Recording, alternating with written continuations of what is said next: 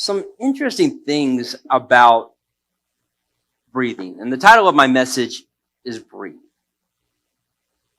Because, like I said before, we all know that we all breathe, but when is the last time you really taken the time to breathe? So, some interesting facts. All of us, on average, breathe 26,000 times a day.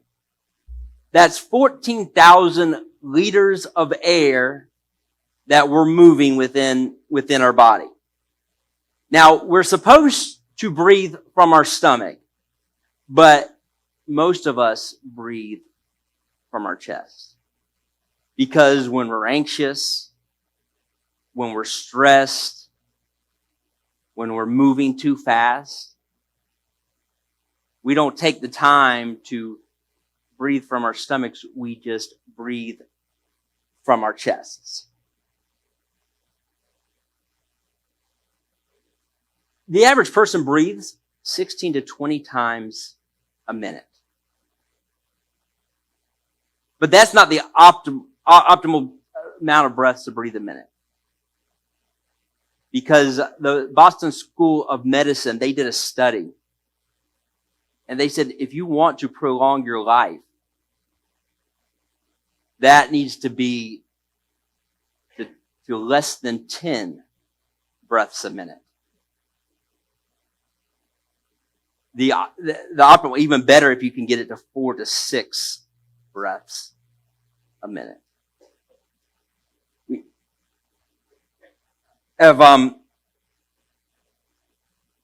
Anybody here ever heard of box breathing, or what box breathing is? Anybody? All right, we got a picture, Randy, if we can show it. But this is box breathing. Now, this is what they teach Navy SEALs, Army Rangers, but people that are going through stressful situations, firefighters,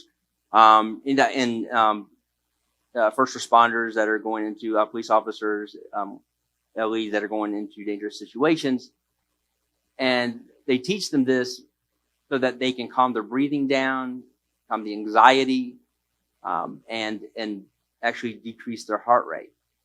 And what this is, box breathing, is you breathe in for 4 seconds, then you hold for 4 seconds,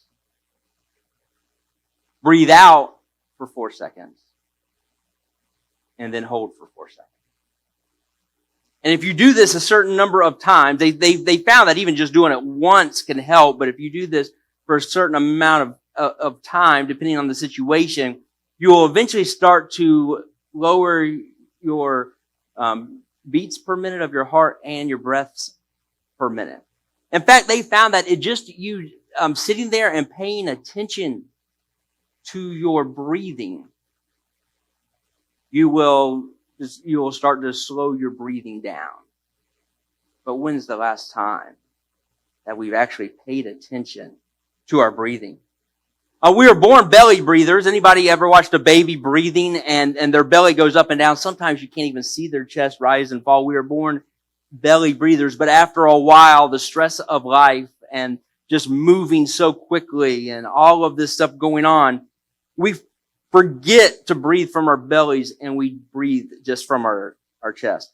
Experts say that 99% of our energy that we have should come from breathing, but most of us only tap in to around 10 to 20% of that energy. Our lungs are the biggest waste removal machine in our body. Our lungs are created to rid our body of carbon dioxide. But most of the time, we don't even use our lungs for the full capacity. And if we just breathe from our chest, our lungs are not able to remove that waste from it. And our lungs are supposed to move 70%, get rid of 70% of the carbon dioxide in our body. But with everything going on in our lives, anybody here, is it just me? Anybody else here have stuff going on in your lives? In your life? Anybody? Anybody here that's just like, yep, nothing's going on. Yep, I have no idea what I'm doing after this. Actually, I was going to ask you if it's okay if I could just sit here for 5 to 6 hours. No, we all got stuff going on. I mean, who actually sits there and thinks of their breathing? Now, we say like breathing oxygen. A lot of times that's the phrase we use, but I don't feel like that's really accurate, because when we breathe in air, there's only a percentage of it that is oxygen. Anybody know what the percentage of the air we breathe in is oxygen? 21%.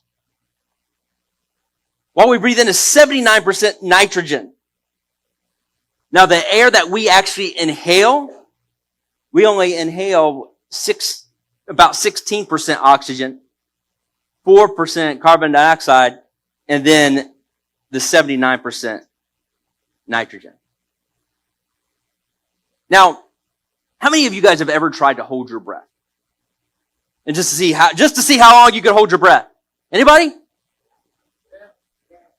All right. What do you think the average time is that someone is able to hold their breath? 40 seconds. I got that. Did somebody say 30 minutes? 30 seconds? A minute and a half? All right. So, the average person at max, the average person can hold their breath for 1 to 2 minutes. Now, there's this dude. His name is Stig. Crazy name, right? Stig Severinsen. He's from Denmark. In 2010, he broke the world record for the longest holding his breath underwater. Check this out. We got a picture of him. We got a picture. Nope, not that one. The other one. That one, yeah. Yeah, that's him. That's Stig. He held his breath for 20 minutes and 10 seconds. 22 minutes. That's the record. 22 minutes. He is swam under ice water for 20 minutes. That's the other picture. You can go to that, Randy. Swimming under ice water. And then, I'm not sure if I have a picture of it or not. This is a crazy thing. I'm not sure why he did this, but also in 2010, he held his breath underwater for 20 minutes and 10 seconds in a tank filled with sharks. Filled with sharks. Now,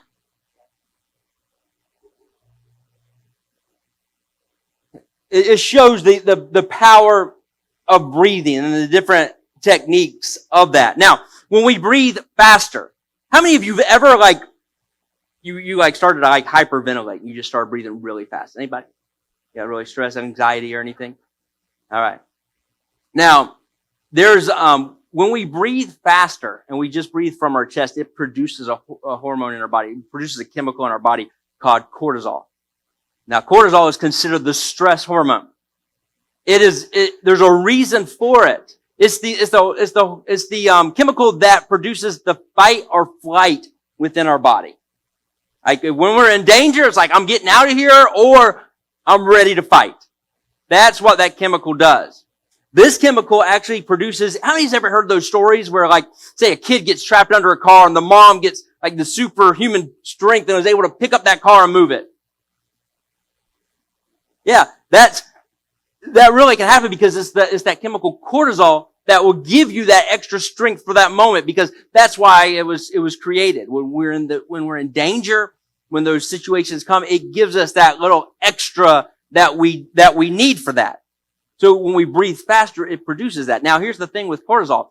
It's only intended to stay in your body for a few minutes. But a lot of times what happens is cortisol is never released from our body and it just stays in our body because we stay at a place of stress or a place of anxiety or a place of just never stopping and just moving from thing to thing to thing. And because we can't stop that stuff from going on. So then the result of that is switching to some kind of substance abuse or switching to something just to try to turn that off. And by the way, I just want to say this. Busyness is a drug that a lot of us can suffer with. If I just stay busy, if I just stay moving, I won't have to think of this, I won't have to think of that, but we're never getting rid of that chemical that's produced in our body. Now, so if we breathe faster, the faster we breathe, the more cortisol goes on in our body. If we don't breathe, then we have a lack of oxygen, and then what happens? You don't breathe long enough, like you die, right? And even if you start breathing again, like if you don't breathe, if you don't have enough oxygen that gets to your brain, after a while, it will start to kill brain cells. Which may explain why this dude jumped in a tank with sharks. Just saying.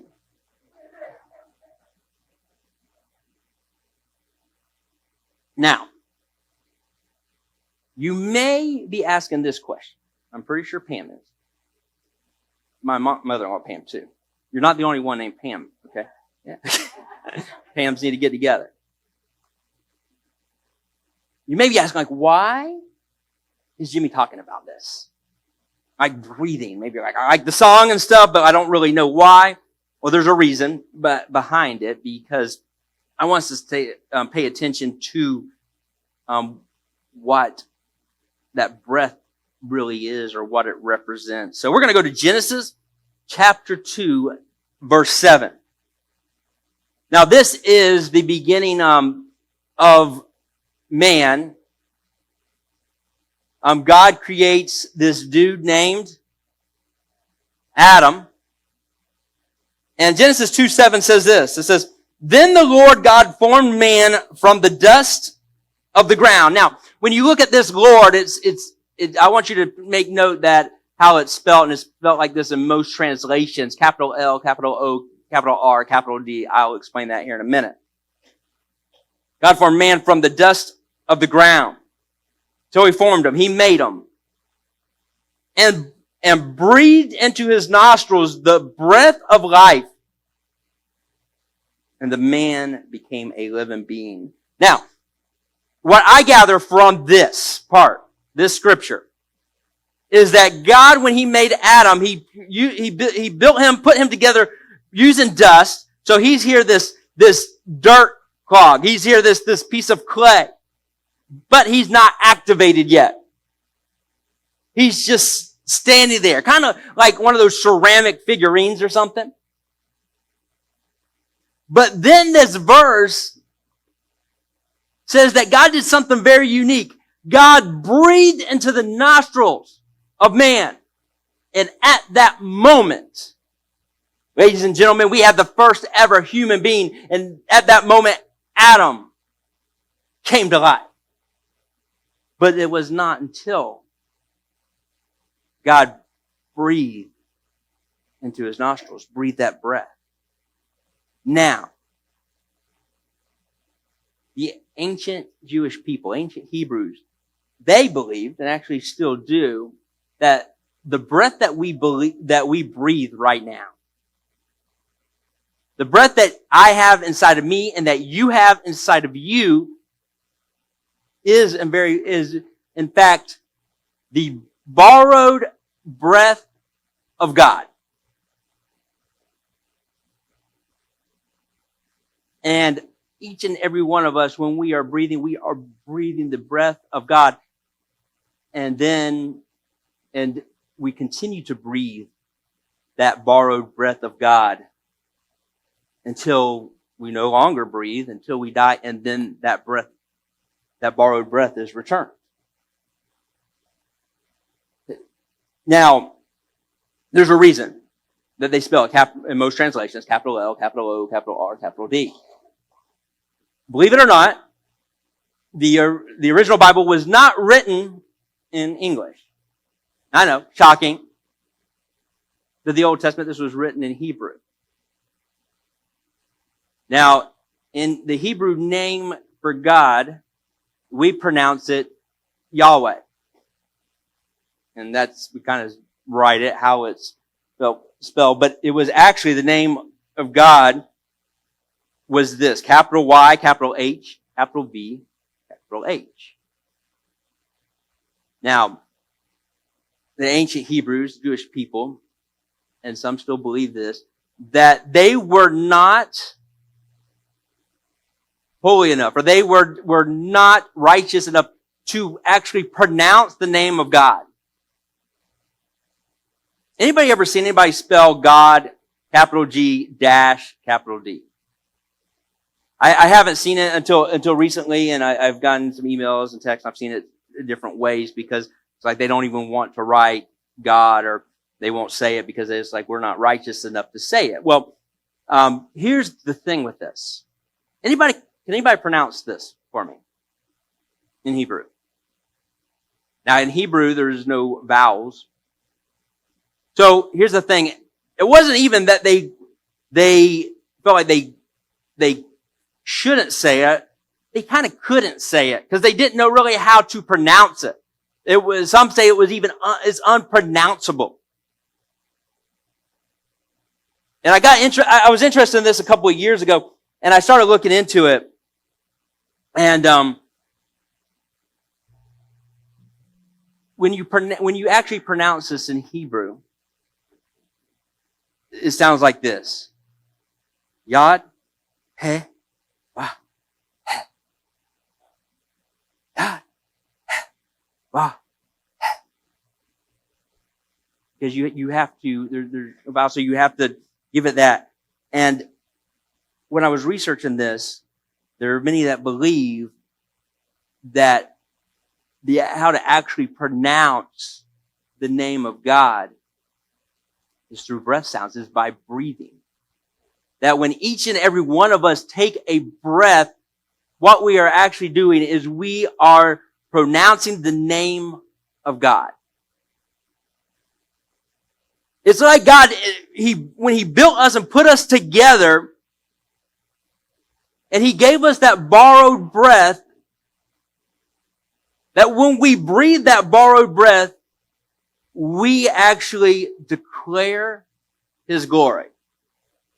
We actually declare that He is Lord. We actually declare His name.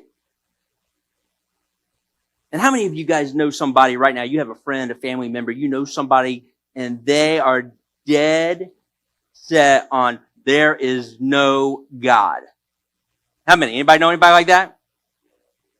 Or you're going to love this. Somebody can be saying with their voice, I do not believe in God. But as they're saying that, and as they're breathing, they're saying, as they are saying there is no God, in fact, their breath that they are using to say that is declaring the glory of that very God they're saying they don't believe in. Our very breath declares His name. Now, I'm going to ask this. How many of you guys at some time, maybe it's right now, but at some time in your life you felt or you feel right now that you are far from God? Man, just me. Okay. A few of you. You're like, maybe you've been like, I don't feel His presence. I don't know what everybody's getting all worked up about that song. I call on Him, nothing. In fact, maybe you are here today and you've already thought at some point today, I don't even know why I'm here because I don't even really believe in this. Now, if you are in that place where you are saying that you feel far from God or you have felt far from God, I want you to take comfort in this. You are not alone. For there are many great men and women of God that have felt like that before. In fact, there's some of them in the Bible, and we're going to talk about that. So the first one we're going to talk about, we're going to find in Genesis chapter 28, verse 16. Now, it's this dude, his name is Jacob. Now, Jacob, he falls asleep, and he has a dream. How many of you guys how many of you guys, you have like really vivid dreams? Anybody? How many of you are like, I do not dream? Okay, a few of you. Okay. Well, Jacob, he has this dream, and in this dream, he sees like this stairway, this ladder that comes down from the heavens with angels on it, and then he wakes up. Now, some of you may be like, oh man, I want to have that dream. Some of you may be like, oh God, I didn't have that dream. But Jacob has that, and then this is what he says in Genesis 28:16. It says, then Jacob awoke from his sleep and said, without a doubt, the Lord is in this place, and I did not realize it. So many times we get so worked up, so many times we are so busy that we don't even notice the work that God's doing in our lives. Sometimes we get so focused on those things that are negative and those things that have gone wrong or gone how we did not plan, and we think God doesn't care, or maybe we think God just must not exist.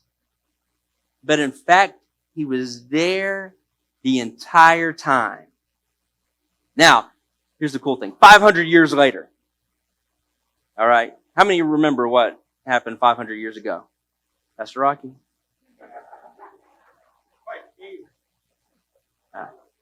But 500 years later, there's the shepherd. His name is Moses. Now, Moses, he ran from Egypt because he killed a dude. All right. He's in hiding. He comes upon these ladies. He fancies one of them. He goes to the dad. The dad's name is Jethro. Any Jethros here right now? No. All right. He goes to Jethro. They agree that he's going to marry one of these ladies. All right. So he's all excited. Moses is watching his father-in-law's sheep, and he sees something that happens. It's very odd. He sees a bush that is on fire. But it's not the bush on fire that's the strange thing. Because here he is in the hot desert. Let me ask you something. If I don't know how many tree experts we have here. I'm assuming quite a few. A couple hundred at least. And when it gets really dry, the tree dries up. And then it gets hot out. And as the sun hits that tree, it gets so hot that it catches on fire. Probably an occurrence that happened often in this area of Horeb. So that's not the unusual part. Let's figure out what the unusual part is. All right. Exodus chapter 3, starting with verse 2. It says, the angel of the Lord appeared to him, talking about Moses, in a blazing flame of fire from the midst of a bush. He looked, and behold, the bush was on fire. Yet it was not consumed. If we had a dry bush here, just any size bush, I don't know Brian, what's the average size bush you think? Just an average bush. 2 foot. Your average bush is 2 foot. All right. Not much of a green thumb here, but average bush. Say, someone said 4. Say you got a 4-foot bush. A bush that's all dried up. No leaves on it. Okay. It's hot. And it catches on fire. How long do you think it would take for that bush to be totally consumed? You said 8 seconds. So we got anybody else say? 2 minutes. Somebody said 2 minutes. Anybody else? 1 minute. 3 minutes. Okay. As long as I heard is 3 minutes. So I'm going to give you all the benefit of the doubt. We'll say it takes 3 minutes to totally consume that bush. So Moses had to be watching this for at least for him to recognize that it had to be burning like for longer than 3 minutes, right? He had to recognize that. It wasn't, I'm sure he sees burning bushes all the time, but this one's unusual. He had to recognize this burning bush. There's probably other burning bushes that he's walked past, didn't pay attention to. This one's been burning. For him to know there's something odd that hasn't been consumed for a while, for him to really take notice and for him to get interested, it had to say at least be on fire for 3 minutes. All right? But at the very least, God was there for 3 minutes before Moses noticed that. You notice it wasn't consumed. So Moses said, I must turn away and see this great sight, why the bush is not burnt up. When the Lord, capital L, capital O, capital R, capital D, when the Lord saw that he turned away to look, God called to him from the midst of the bush and said, Moses, Moses. And he said, here I am. Then God said, do not come near. Take your sandals off your feet, because the place on which you are standing is holy ground.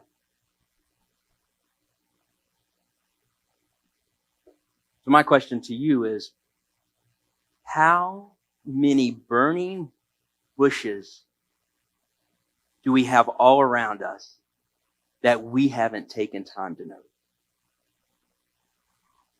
How many times, how many blessings do we have that we have not thanked God for? How many things have happened in our life that we've just kind of just taken for granted? And then say, God, where are you, without paying attention to the burning bushes that are around us? And here's the thing. Moses has been a shepherd for his father-in-law for some time now. This is not a foreign land.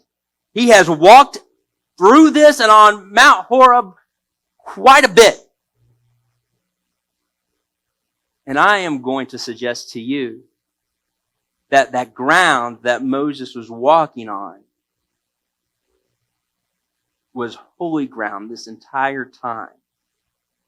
But he just didn't take time to notice it. But right now, my friends, right now, my family, that very place that you're standing, it is holy ground, whether you know it or not. And the reason that you're able to stand in that ground is because the very breath that you are breathing is the borrowed breath of God. Now, this is the interesting thing too. If you're like, the interesting thing, but just a side note about Mount Horeb, it had a different name. It had another name. Anybody know what that other name was? It was also called Mount Sinai. Anybody know something very important happened at Mount Sinai a little later to the same Moses? Yep, he has retired from shepherding animals. Now he has shifted the people. The Ten Commandments. Same mountain. Same place. Holy this whole time. Now here's my question as I'm closing, and Heath, you can come up.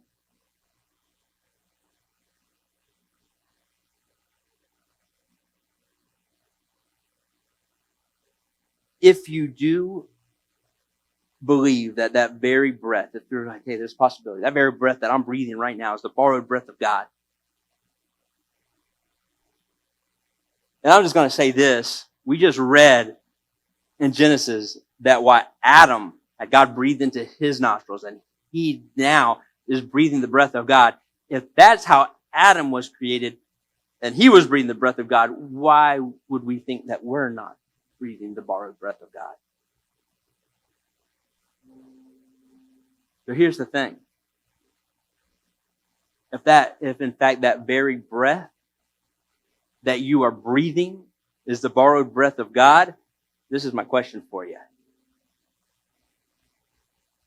How have you been representing that breath of God?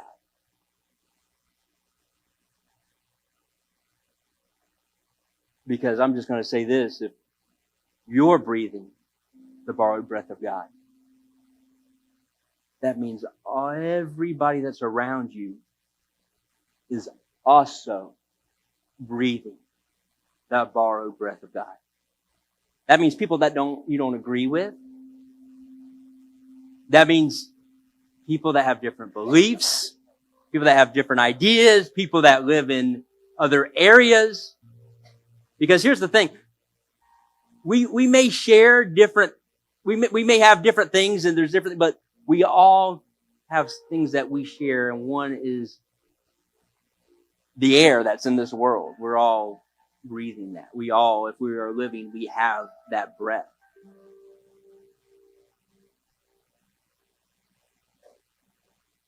how do you represent that breath? Now, but Jimmy, you don't know like what they said to me. You don't know like, man, all the things that you can pull it up online and see all the things that they've done. No. How do you represent that breath of God? Do you represent it with love? Or is there hate coming from that breath that's borrowed from God? Proverbs 18:21 says, death and life are in the power of the tongue. You can't use your tongue if you aren't breathing. Death and life is in the power of that breath, that borrowed breath of God. Check this out. If the word breath in Hebrew, in the original Hebrew, is ruach.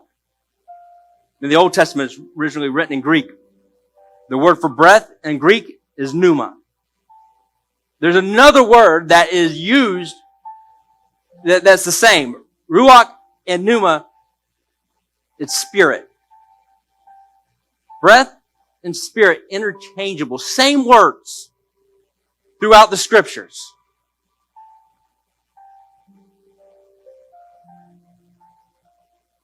That spirit that's flowing through you, how are you using it? You say, well, Jimmy, I don't know. Like, okay, you got me on that I'm breathing the borrowed breath of God. I mean, I'm a Christian. I'm in church right now. And it's here at Farallon. So,